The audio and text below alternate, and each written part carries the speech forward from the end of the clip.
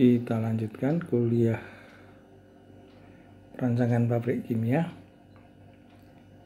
Ini sudah sampai ke video 8. Pada video ke-7 kita bahas belum selesai, yaitu kasus 4 dalam flow sheeting, yaitu produksi astaldehid dari etanol. Lalu pakai oksidasi. Kemudian ini adalah reaksinya,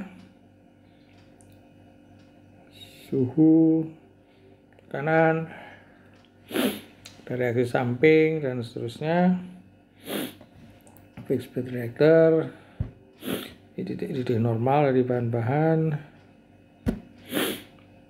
Kemudian kita sudah membuat BFD. Tidak selesai satu halaman ya, ini sampai menghasilkan udara dan etanol, suhu tinggi dan tekanan agak tinggi. Kemudian ini masuk ke halaman yang ketiga. Halaman ke ini pertama ya, 2 O2 N2 C25 OH dan seterusnya. Kita sudah pakai quencher, absorber. Kita sudah menghasilkan tinggal campuran CH3CaO, C25OH, H2O dan CH3COH. Ini kita teruskan ke halaman berikutnya. Ini kita minta tinta. Yap. Ini H maksudnya. Oke, arus ini astaldehid, etanol, H2O, asam asetat. Ini sudah kita urutkan menurut titik CD-nya.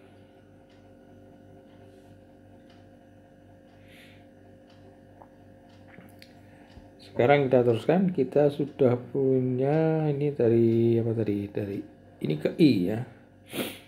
Jadi ini I. Terus I. Isinya apa tadi? CH3 CaO, lalu etanol C2H5OH, lalu H2O dan asam asetat.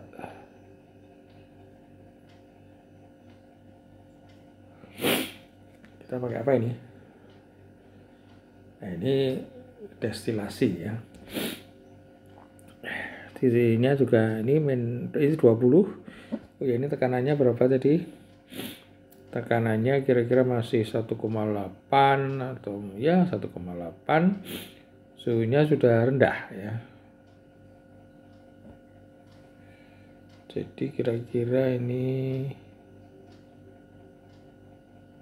1,8 atmosfer. T-nya rendah. Keluar absorber. Destilasi. Nah, ini ada 4 komponen. Kalau kita inginkan jadi komponen-komponen murni, berapa menara yang dibutuhkan? Nah, kalau dari teori OPB ya, operasi pemisahan bertingkat, kita tahu kalau ada 2 komponen kita butuh 1 menara. 3 komponen kita butuh 2 menara. Kalau 4 komponen kita butuh mesinnya 3 menara. Jadi kalau N komponen butuh N-1 menara untuk menghasilkan komponen-komponen murni. Nah, urutannya gimana sekarang? Saya alternatif. Kita punya A, B, C, D. Ini sudah urut titik Z-nya. Kita banyak alternatif. Di MD dulu, menara destilasi. Kita menghasilkan A, praktis A mendekati murni. Kemudian yang bawah apa? Mestinya adalah B, C, D. Kemudian masuk menara lagi. Menghasilkan apa hasil puncaknya? B, bawahnya adalah CD. Ini A misalnya. Alternatif lain.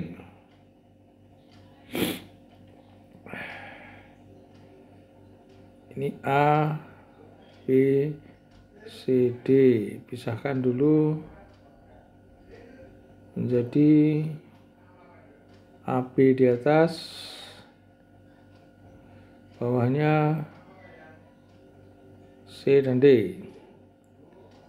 Masuk menara lagi. Ini menghasilkan A, menghasilkan B. Ini masuk menara lagi. Ini menghasilkan C dan D. Masih ada alternatif lain nggak? Ada ya, banyak.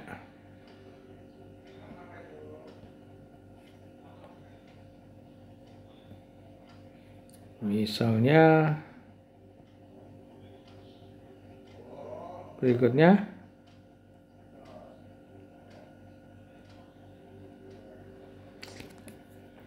bentar.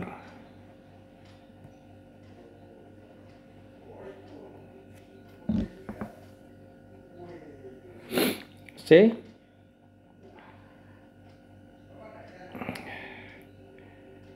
Ini A, B, C, D. Pisahkan dulu. Ini A, B, C. Ini D. Dan pisahkan dulu.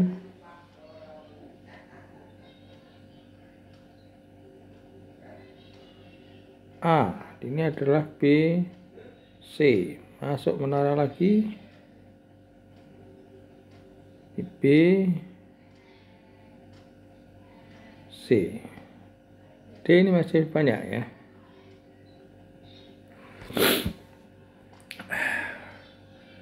Milih yang mana? Saudara sudah belajar mestinya di OPP juga. Nanti di kuliah PPK ini Pak Romadi juga akan cerita mengenai metode yang lebih teliti untuk menganalisis ini mana yang paling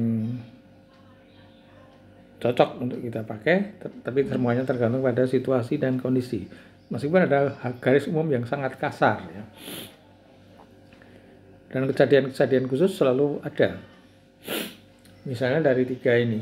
Kalau misalnya D itu sangat korosif, kita milih mana? Oh, ini kurang 1 ya. CD,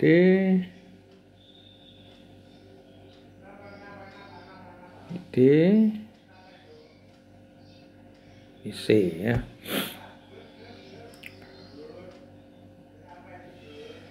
D ini harus menghasilkan A, B, C, D. A, B, C, D, A, B, C, D. Kalau D sangat korosif, milih mana? A, B sangat korosif, mestinya milih C ya. Supaya apa? D-nya keluar dulu. Jadi yang butuh stainless steel hanya menara 1. Menara 2, 3 bisa pakai baja biasa. Misalnya kalau D-nya sangat korosif, lainnya tidak ya. Nah, ini pertemuan-pertemuan semacam itu sangat banyak dan nanti ada hitungan yang lebih matematis. Romadi akan mengajarkan di kuliah PPK. Tapi secara ada garis umum yang sangat kasar. Yang dianjurkan yang mana? Kalau dalam keadaan umum perbandingan jumlahnya normal, lalu relatif volatility antara A, B, B, C, C, D normal, hampir sama atau tidak banyak berbeda, dipilih yang mana adalah A yang dianjurkan ya. Tapi itu tidak selalu ya. Sangat kasar Kalau saudara ujian PPK ya belum sempat ngitung apa-apa, ya pakai aja A. Kenapa pertimbangannya? Itu dogmanya atau mantranya pilih A. Tapi reasoningnya apa? Ya harus saudara cari ya. Salah satunya apa? Ukuran menara itu yang menentukan apa tuh? Laju aliran uapnya. Laju aliran uap itu sama dengan apa di pelajaran OPB? Sama dengan R plus 1, R reflux ratio, R plus 1 kali D adalah destilat. Jadi agar V-nya atau laju uapnya ke atas kecil, maka D-nya harus kecil. Nah sekarang kalau lihat diagram ini, yang D-nya selalu paling yang destilatnya paling kecil, yang mana? Selalu ya misalnya A ini, A-nya destilatnya menara 1 hanya A saja, B, C. Nah, kalau menara C ini, wah ini destilatnya banyak banget, ini ada A, B, C, ini misalnya D ya. Ini juga lebih banyak A, B, C, D ya, ini kasar ya. Meskipun ada pengecualian dalam hukum-hukum itu, jadi silakan baca kuliah POPB dan nanti ada perhitungan lebih teliti di PPK juga diajar Pak Romati nanti. Juga ada kejadian-kejadian khusus yang kita harus bisa melihat sendiri waspada. Misalnya tadi D sangat korosif, kita milih C. Nah sekarang kita pilih yang mana? A saja, umum aja. Karena tidak sempat menghitung apa-apa, waktunya singkat, ini hanya contoh saja. Jadi kita butuh berapa? 3 menara. Ada menara 1,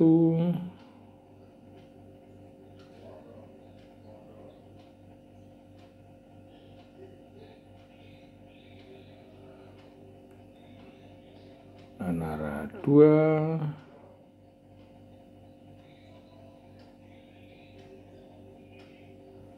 menara 3. Dalam menara ada apa? Ada kondenser, ada reboiler, ada akumulator. Nah misalnya ini keluar A dulu, A dan sedikit B. Ini kondenser,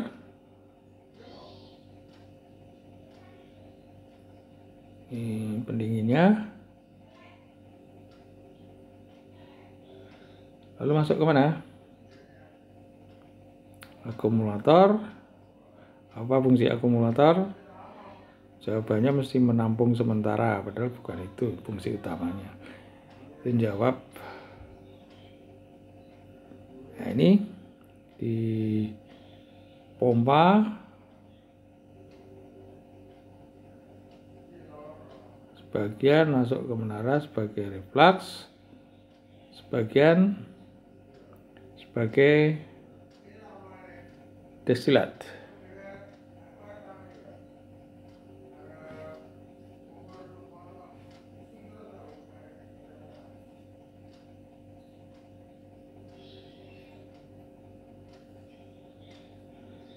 Oh gambarnya hilang.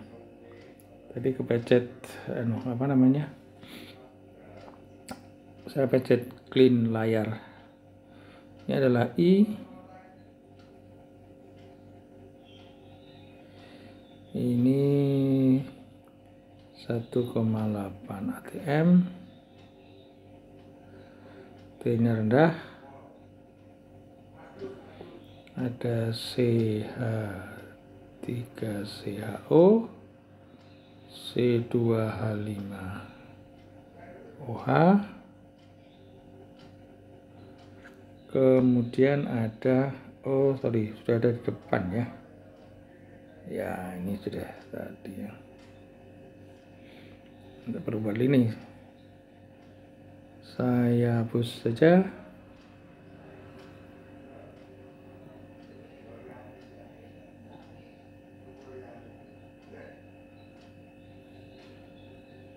Depan sudah ada ya. Ini adalah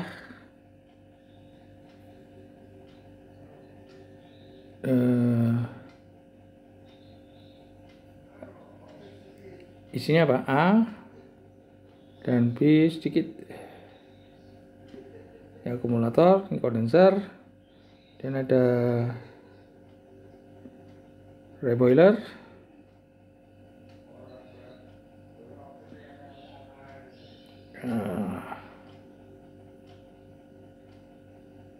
Steam, gunan, ya gambar yang kasar saja. Uapnya ke, ini adalah paper, ini adalah destilatnya, ini pompa, ini adalah BCD, masuk ke, oh ya, ini tekanannya agak tinggi, ini biarkan agak tinggi. Kenapa? Karena A itu titik ID-nya rendah atau 20, kalau dinginkan dengan air sulit. Maka kalau tekanannya agak tinggi, dinaikkan sedikit, ini kebetulan 1,8, maka ini bisa didinginkan dengan air. Lihat di OPP, teori OPP.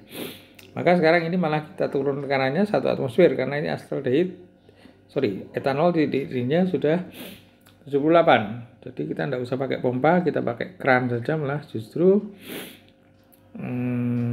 kita memanfaatkan tekanan itu, malah diturunkan saja tekanannya sedikit.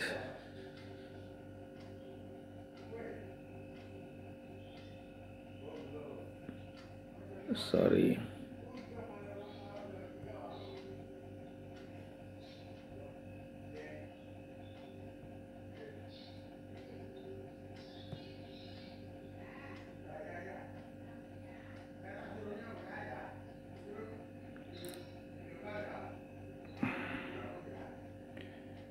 Ini jari saya kurang basah ini, sehingga untuk memarkannya agak sulit.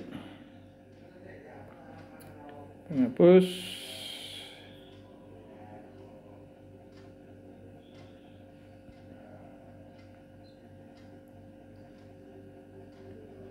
Yap.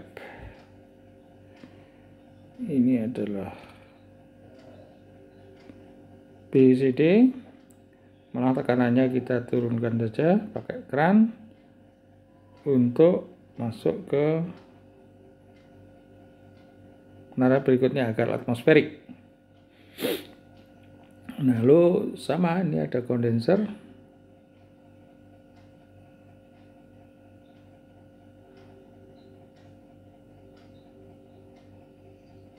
Masuk ke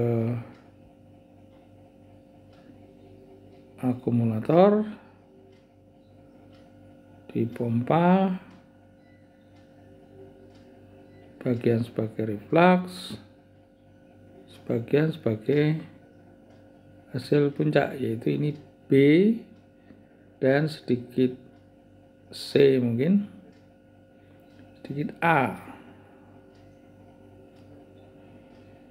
Kemudian dasarnya ada reboiler lagi.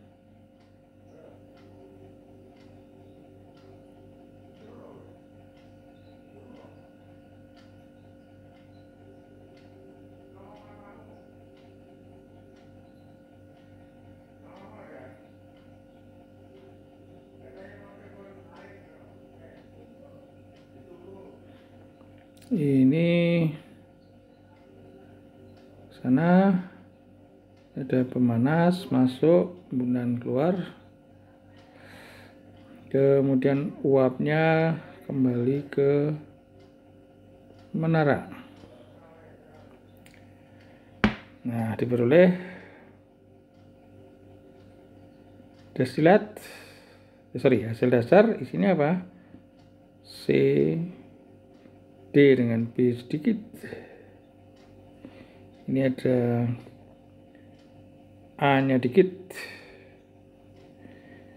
Lalu ini dipompa lagi, masuk ke menara berikutnya. Ini isinya adalah CD dengan B sedikit. Gambarnya kurang jelas. Ya.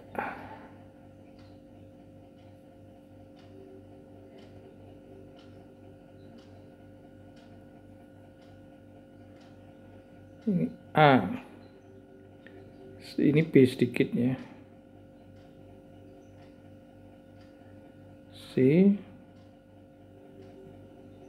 Ada C. Ada D.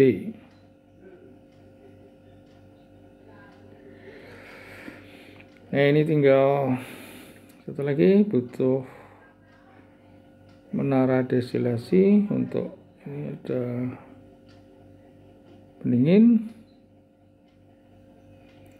Ini ada pendingin masuk, kondenser. Ini adalah embunan.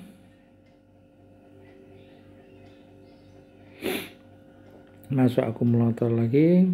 Tadi ingat, fungsi akumulator yang utama bukan untuk nampung sementara ya. Ada maksudnya ya.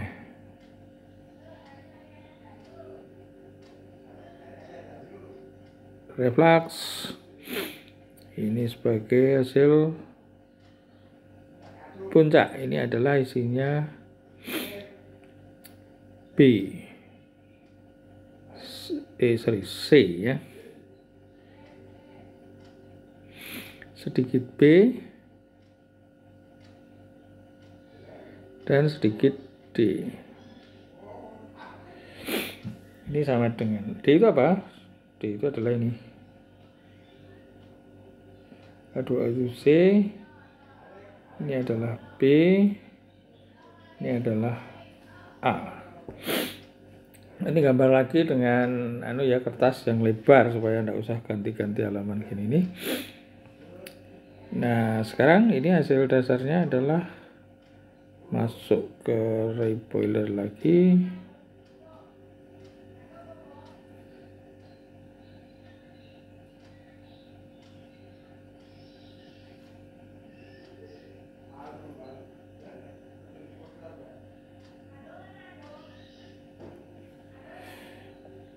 Ini ray boiler.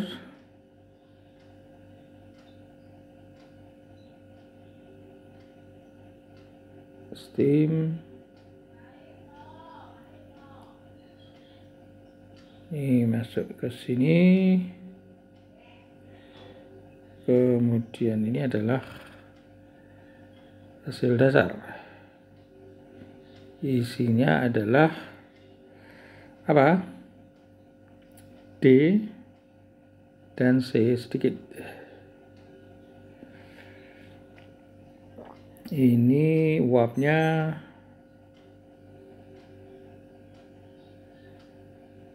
masuk ke menara lagi. Ini MD 1,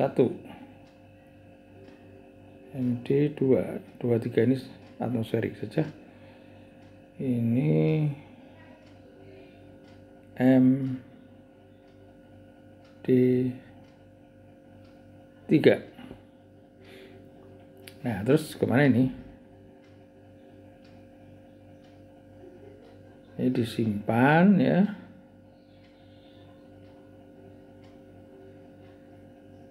Sebagai apa? Asam astat ya.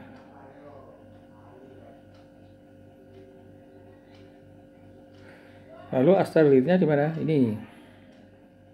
Sorry, astaldehyde-nya ini bukan ini. Ini air ya. Ini kemana? Ini adalah ke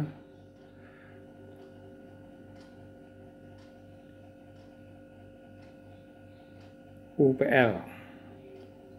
Apa itu? Unit pengolah limbah, ini air buangan.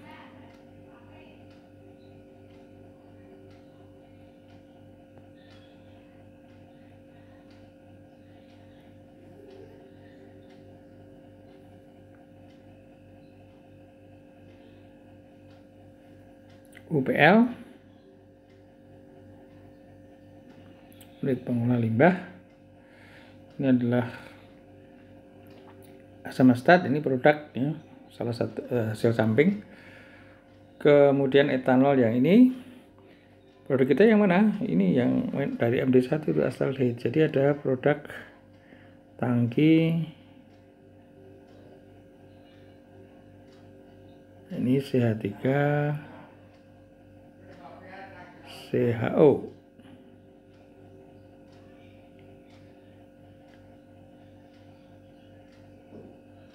CH3 CHO. Kurang jelas tulisannya. Saya hapus dulu ini.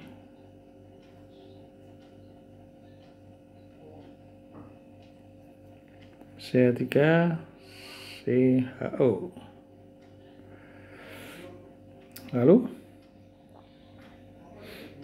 etanolnya, produknya itu yang ini ya, yang ini etanol dari yang dua ini. Salah ini. Yang benar adalah ini dari sini ya.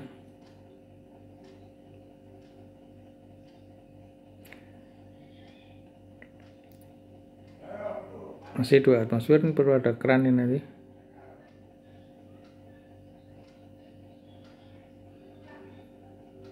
Diturunkan tekanannya, mungkin kalau untuk mengontrol supaya tekanannya tidak terlalu tinggi, ini ke 1 atmosfer.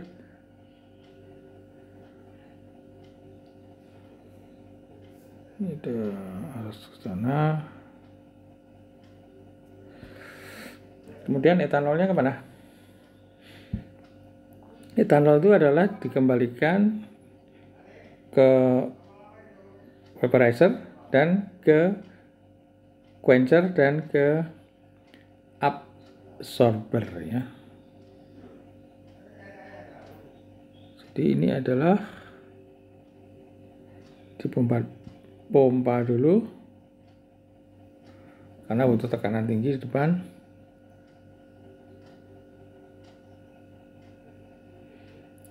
Ke mana? Ke G untuk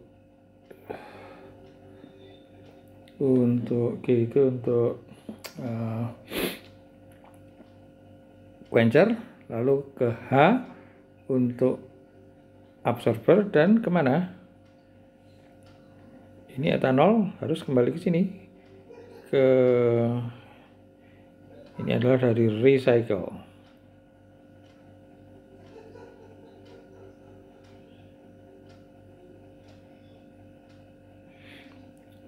Ini adalah J. Jadi ke J,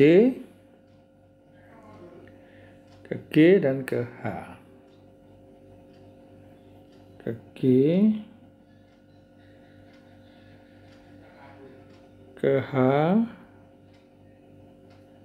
dan J.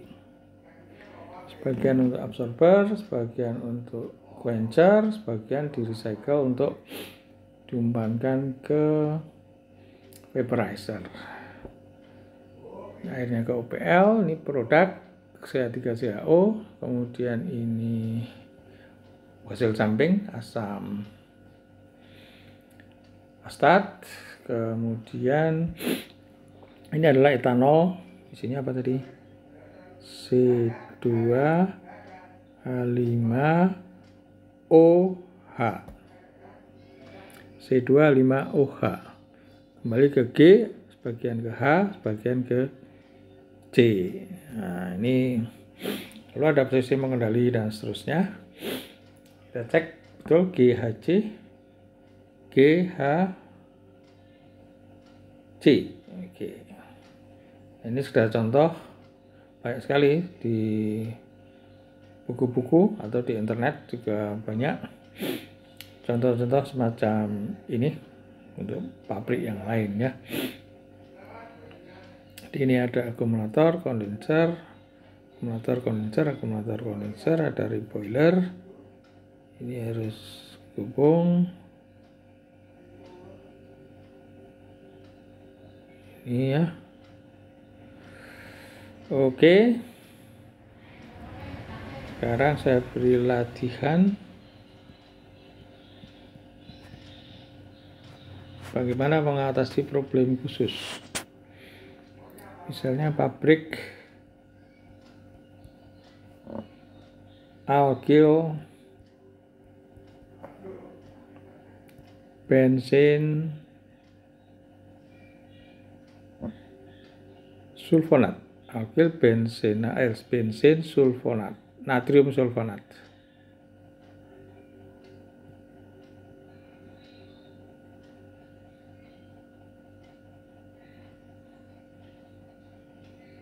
Ini bahan apa ini? Ini adalah bahan untuk apa? Tahu nggak? Ya harus tahu kalau chemical engineer. Ini adalah bahan untuk deterjen ya, bahan deterjen itu alkil bensin natrium sulfonat. Dari apa nih? Alkil bensin sulfonat. Alkil bensin sulfonat apa itu? Alkil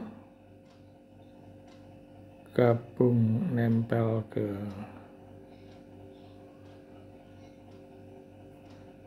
ini ke bensin,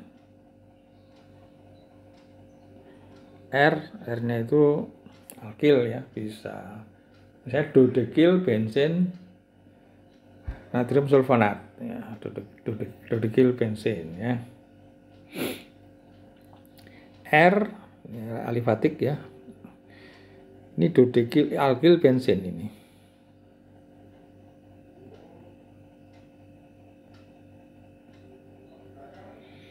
Alkil bensin nah. Ditambah apa? Supaya jadi sulfonat. Ya, biasanya SO3 dan H2SO4. Campuran SO3 dan H2SO4 itu namanya apa? Oleum ya.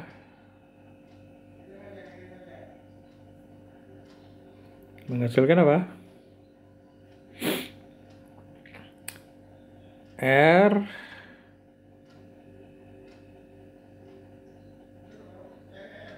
masuk sulfonat. Di mana? Posisi orto, meta, marah. Alkil itu pengarah apa? Orto, para atau meta. Nah, kalau di organik itu pengarah orto, para. Kalau ini banyak kemana? Orto atau ke para? Nah, kalau itu adalah steric hindrance ya, ini ada R di sini, panjang, rantai panjang, ini mengganggu masuknya. Jadi kira-kira yang banyak di mana? Ada SO3H di sini. Para ya. Kemudian SO3 ini sudah jadi alkil bensin sulfonat.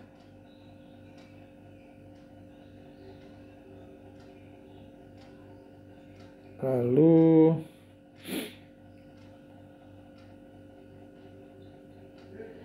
ini alkil bensin sulfonatnya apa sih? Alkil bensin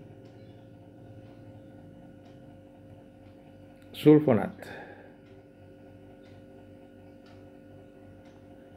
Saya dodekil bensin sulfonat. Ini alkil bensin sulfonat di apa? Tambah NaOH. Jadi apa? R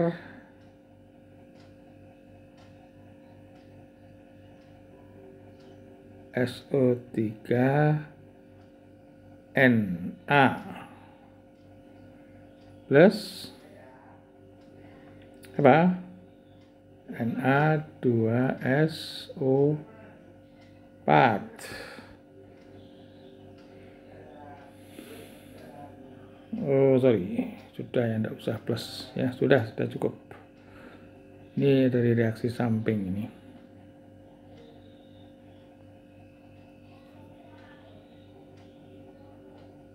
Plus apa?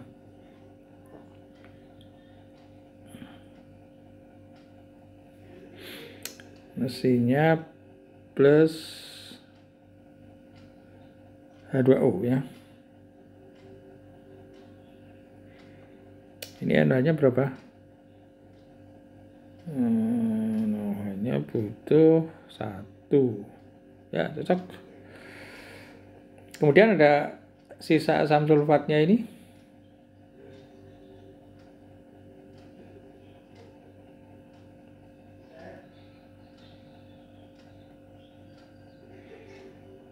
Ini menjadi Na2SO4. Nah, kemudian ini sudah jadi campuran natrium alkil bensin natrium sulfonat dan Na2SO4 plus H2O. Kemudian baru harus ditambah aditif misalnya OBA di deterjen, optical brightening agent, untuk membuat cerah warna kainnya. Kemudian ditambahkan macam-macam, fosfat dan sebagainya, masing-masing untuk ini sekarang teknik produk ya, ini menyampur supaya kualitasnya lebih bagus. Nah, problem reaksi ini apa?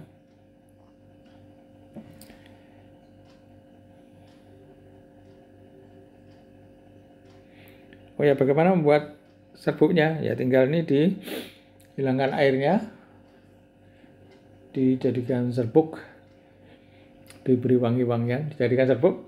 Biasanya pakai apa bentuknya? Alatnya pakai spray dryer ya.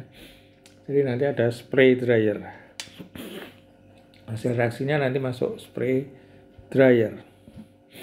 Problem apa? Reaksi sangat cepat ini.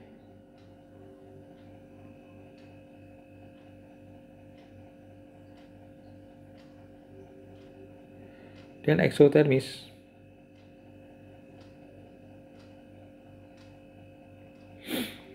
Kemudian kalau ada suhu tinggi, kayak eksotermis ini, panas tinggi, suhunya naik, suhu tinggi,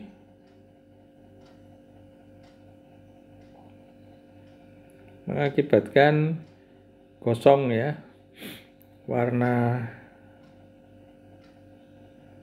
produk jelek, agak kotor, agak kehitam-hitaman, gosong sedikit ya. Menarik nggak kalau deterjen agak kehitam-hitaman, sih orang nggak mau pakai juga, lebih baik beli yang putih ya, kesannya wah estetikanya kok nggak bagus ya. Kemudian dipersulit lagi apa? Cairan cukup kental.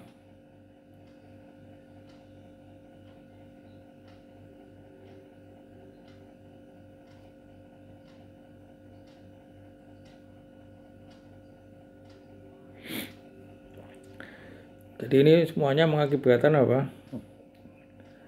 Pengambilan panas pengambilan panas sulit ya, secara kental, dan cairannya tidak merata ya, dan timbul panasnya cepat sekali, tidak teraduk dengan baik karena kekentalannya tinggi, sehingga apa? Ada panas lokal yang tinggi, wah gosong banyak ini, warnanya jelek. Maka bagaimana flow diagram prosesnya sampai menjadi serbuk? Bagaimana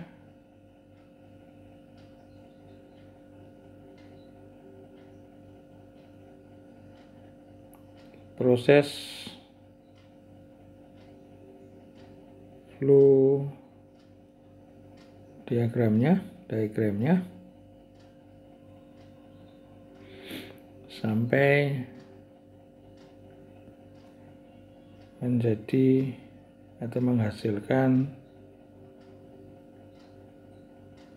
produk berupa serbuk putih ya.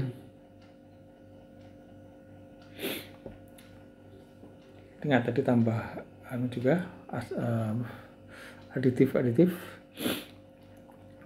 Nah ini dulu repot, nah sekarang bisa diatasi. Yang bisa itu bangsanya dulu yang mula-mula yang termasuk pelopornya PNG itu, Procter and Gamble. Kita bisa dilihat di internet atau di pustaka gimana Procter and Gamble mengatasi problem ini. Tentunya tidak hanya dilihat flow diagram, oh gitu caranya, tapi saudara pahami mengapa membuat flow diagram yang semacam itu. Nah, kemampuan itu yang sangat saudara butuhkan dalam nanti bekerja ya. Berpikir untuk menganalisis ini harus bagaimana dan seterusnya. Nah, kalau ada problem kayak gini bagaimana mengatasinya, dan di setiap sintesa itu problemnya beda-beda ya. Beda-beda problemnya. Jadi harus ada sains, ada kemampuan komputasi, harus ada kreativitas, ada pemahaman sifat bahan, ada pemahaman estetika dan seterusnya. Reaksi cepat, eksotermis, pengambilan panas harus cepat dan harus merata suhunya, padahal cairan larutannya kental, suhu tinggi merusak warna produk dan seterusnya. Oke, silahkan dicoba kalau mau lihat Procter and Gamble ya. Itu ada itu banyak di pustaka ini. Oke, kita akhiri video 8 ini. Terima kasih.